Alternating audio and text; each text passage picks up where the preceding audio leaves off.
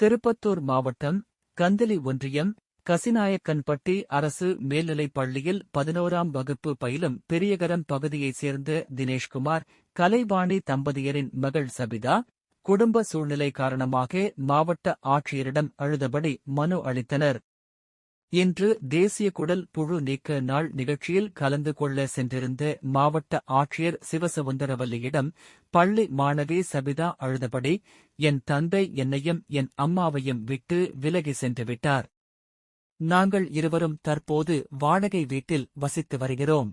எங்கள் குடும்பம் கடும் கஷ்டத்தில் இருந்து வருகிறது என கூறி மனு ஒன்றினை மாவட்ட ஆட்சியரிடம் மாணவி அளித்தார். மேலும் மனுவை பெற்றுக்கொண்ட மாவட்ட ஆட்சியர் சிவசவுந்தரவல்லி மாணவியை பார்த்து, அழாதே, கண்களை துடைத்துக்கொள்.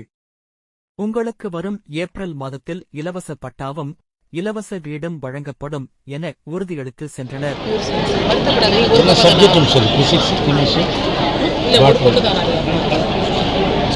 சொல்லிடுவோங்க அம்மாட்ட, நானே கூப்பிட்டு வச்சு உங்களுக்கு லேண்டும் கொடுத்துட்டு இப்போ இந்த கலைஞர் கனவு இல்லத்தில் ஒரு நல்ல ஃபங்க்ஷன் வந்து இதில் ஒரு வீடு சேங்ஷன் நல்லா படி சரியா.